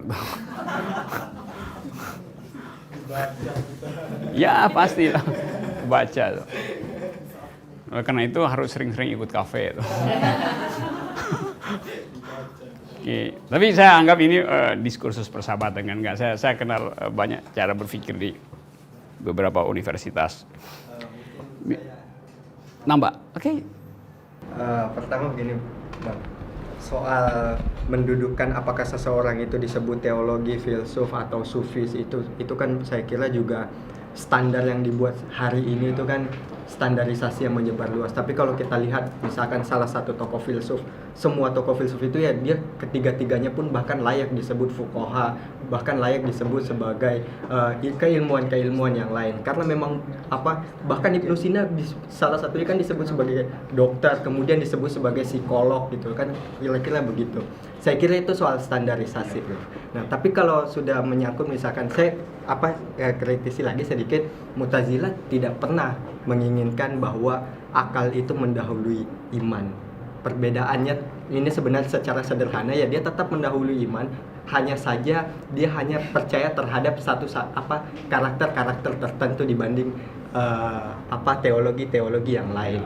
Nah, yang ingin saya masukkan di sini, permasalahan saya sebenarnya yang saya angkat ini kan orang-orang itu, maksud saya yang apalagi di sufism itu dia tidak lagi menganggap alam itu sebagai objek gitu loh, bro. Nah ini kira-kira maksud saya kalau hari ini kan pantas apa tidak pantas gitu kira-kira, maksud saya disebut sebagai ekofeminisme gitu loh. Karena mereka nggak melihat alam dan lain-lain itu, menjaga alam itu bukan karena kepentingan ekonomi atau dan lain-lain sebagainya gitu loh, kan begitu. Apalagi dalam diskursus akademis gitu loh, pandangan dia terhadap alam bukan lagi subjek objek, tapi peleburan lah, kurang lebih begitu. Ya, saya tahu jejak dari pikiran emanasi itu tuh dari sumber pertama. Tetapi karena dia diasuh di dalam wilayah teologi, maka kita cenderung kasih elemen lebih banyak pada teologi. Tapi kalau saya belajar tentang Mu'tazilah, Tetap problemnya adalah bila terjadi kontradiksi di dalam wahyu, Anda pergi kemana gitu? Pergi ke akal.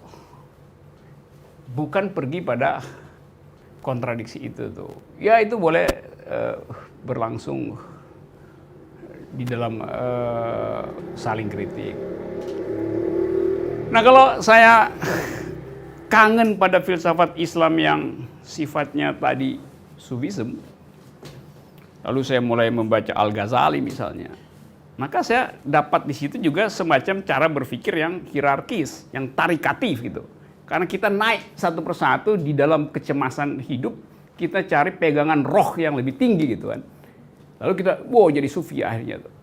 Itu cara berpikir yang tarikatif.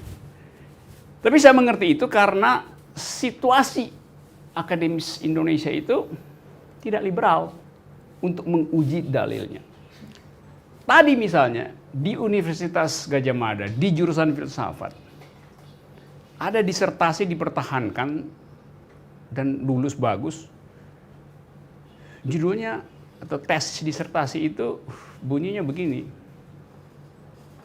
Ateisme hanya dapat dicegah melalui penataran Pancasila.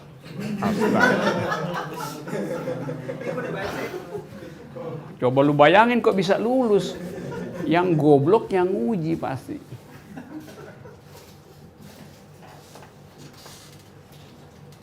Kalau kita uji misalnya jalan pikiran itu sebagai tesis itu. Loh, ateisme itu diizinkan oleh Pancasila. Oleh sila pertama, tentu bukan.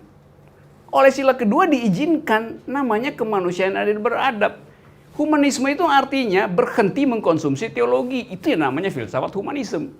Artinya manusia bisa mengatur dirinya sendiri untuk menghasilkan keadilan tanpa perlu pergi ke surga. Itu inti dari humanisme kan. Sila keberapa lagi? Sila ketiga, sila keempat, demokrasi itu membolehkan orang tidak beragama. Karena nggak ada urusan antara menghasilkan keadilan dan menghasilkan kesolehan. Dua hal yang boleh dipisahkan itu. Jadi bayangin Fakultas Filsafat Universitas Gadjah Mada meloloskan seorang doktor dari UIN Yogyakarta dengan tesis semacam itu. Itu yang bikin saya sakit perut dari tadi pagi itu. Sekarang udah sembuh itu. Karena akhirnya kita ngerti, oh ya masyarakat Indonesia tidak bisa lepas dari aspek teologis itu. Seharusnya akademisi bisa lepas dari itu. Tetapi supply energi teologi dari masyarakat, apalagi ada isu komunis segala macam ini, menyebabkan orang merasa, enggak, gue mesti lulusin tesis ini. Loh itu kalau saya nguji itu, saya kasih itu, enggak sih. Minus A. Bukan A minus, minus A. Lain kan A minus dan minus A. Iya, artinya lebih buruk dari E. Karena A, B, C, D, baru minus E, minus D, minus A. Minus itu paling bawah. Kontradiksi dari A itu. Jadi, you bayangin misalnya kan. Oleh karena itu kita suka anggap tuh, pokoknya kalau kalian ikut kafe, udah di atas A plus lah, udah kira-kira. You got, kamu dapat seluruh kebebasan untuk kritik, pada namanya keinginan untuk menguji dalil sendiri kan. Kan kampus nggak begitu kan?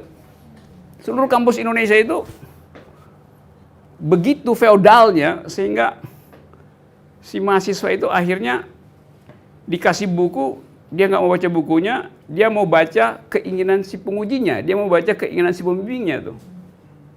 Itu yang membuat IQ kita itu setiap hari turun 12 poin. Jadi kalau ada 5 disertasi begitu, kita langsung jadi idiot gitu.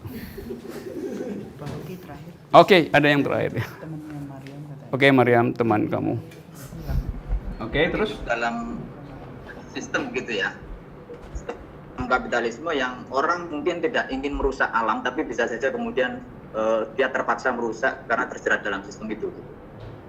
Dia terpaksa bekerja dalam sistem itu sehingga dia ikutan merusak. Nah, pertanyaan saya, kalau saya pribadi nggak ada masalah sebetulnya evolusi hak dari hak alamiah kemudian menjadi hak alam. Ya. Okay. Pertanyaannya dalam situasi seperti sekarang, kira-kira konsekuensi seperti apa kalau kita kemudian beralih ke hak alam itu, sistem ekonomi dan politiknya. Kira-kira ini kan juga menjadi tugas filsafat untuk memikirkannya. Apakah kemudian seperti kata kelompok anarkis yang dalam pandangan mereka mengatakan manusia purba itu lebih baik daripada manusia modern gitu ya, karena manusia modern manusia itu punya kecenderungan semakin pintar dia semakin merusak. Nah pertanyaan saya tadi, konsep apakah begitu kembali ke zaman seperti tidak adanya teknologi atau bagaimana gitu? Jadi konsekuensi dari hak alam itu kira-kira akan menciptakan situasi ekonomi seperti apa dan politik seperti apa? Itu aja, Prof. Terima kasih. Ya itu selalu ujian. Ujian yang paling gampang adalah menyodorkan problem ecological justice itu dengan sistem kapitalisme. Tapi setiap kali kita bicara tentang sistem kapitalisme, pikiran kita itu di bawah pada bekuan konsep itu di zaman merkantilis misalnya tuh. Sehingga seolah-olah kapitalisme itu berhenti di situ tuh. Sekarang kapitalisme itu statusnya footloose, tanpa jejak. Ada derivatif kapitalisme, ada digital kapitalisme, segala macam tuh. Dan ekofeminisme tidak di dalam rangka attacking kapitalisme, tetapi mengaktifkan jenis justice yang baru. Jadi kalau kita bilang itu anti kapitalisme, yaitu urusan dari Marxisme, urusan dari sosialisme, anti kapitalisme. Tapi ekofeminisme ambil kalau kata Robert Frost, the road less traveled, jalan yang jarang dilalui orang itu. Karena dia mau produce a new kind of justice. Kaitannya dengan kritik terhadap kapitalisme dibuat justru oleh orang semacam siapa yang nulis Ecology of Freedom, Murray Bookchin namanya itu. Murray Bookchin adalah seorang environmentalist yang mencoba menghubungkan antara social injustice dengan environmental injustice. Jadi ada elemen kritik terhadap kapitalisme di situ tuh. Pikirannya sederhana, yaitu bahwa di dalam sistem kapitalis, alam itu dieksploitasi lalu dikonversi menjadi komoditas. Jadi intinya adalah market menghasilkan. Jadi kalau alam itu selalu ditafsirkan secara materialis, maka hasilnya adalah sistem pasar. Sistem pasar itu dengan sendirinya merugikan perempuan. Nah, oleh karena itu, perjuangan ekofeminis dan perjuangan Marxis juga sebetulnya setara di dalam dimensi itu tuh. Teman-teman yang ada di sana. Nah, saya mau mengatakan itu supaya kita tidak seolah-olah menganggap ekofeminisme itu menghindar dari kritik terhadap kapitalis. Tidak, justru di situ ada persinggungannya. Tetapi bukan agenda dari ekofeminis untuk berkelahi dengan sistem kapitalis. Ada persinggungan di situ, tapi itu bukan hobi utama dari ekofeminis itu. Itu kira-kira jalan pikirannya tuh. Nah, sama seperti misalnya Vandana Shiva. Vandana Shiva juga menganggap bahwa yang disebut pembangunan itu sebetulnya berbasis pada apa yang disebut the idea of progress. Nah, progress itu adalah satu sistem filsafat yang mengandaikan pengendalian supaya hasilnya bisa ditentukan dari awal. Kalau saya mau menghasilkan sesuatu, maka parameternya saya tentukan dari sekarang. Nah, cara berpikir itu adalah cara berpikir patriarkis. Jadi jelas di dalam sistem berpikir ekofeminis selalu ada elemen kritis di dalamnya, termasuk kritis versi sosialis, termasuk kritis terhadap sistem kapitalis. Kalau saya rumuskan dengan satu kalimat supaya ada dalil pada teman-teman di sana, kira-kira bunyinya begini nih. Eksploitasi alam oleh manusia terjadi akibat eksploitasi manusia terhadap manusia yang lain. Itu persinggungan antara kritik feminisme, ekofeminis, dan proyek Marxisme. Jadi eksploitasi manusia terhadap manusia berakibat eksploitasi manusia terhadap alam. Assalamualaikum warahmatullahi wabarakatuh. Waalaikumsalam. Thank you, bro. Oke, bro.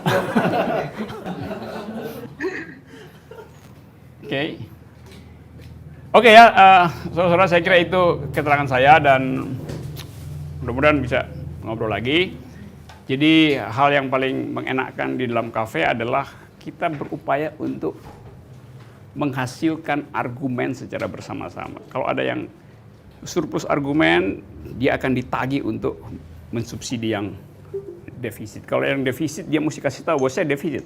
Dengan cara itu kita tahu bahwa kalau jumlah argumen di dalam masyarakat Indonesia cukup stabil atau tercukupi, maka begitu banyak problem radikalisme, sinisme atau arogansi bisa kita kurangi. Karena saya selalu percaya bahwa argument is the currency of thought. Argumen adalah mata uang pikiran. Sebagai warga negara kita cuma tukar tambah bernegara dengan argumen, bukan dengan sensasi masuk surga, bukan dengan sinisme pada masa lalu, tapi hanya karena argumen maka kita dinyatakan berhak untuk mengucapkan dalil. Kesetaraan argumen adalah kesetaraan manusia. Feminisme juga berupaya di situ. Selamat malam.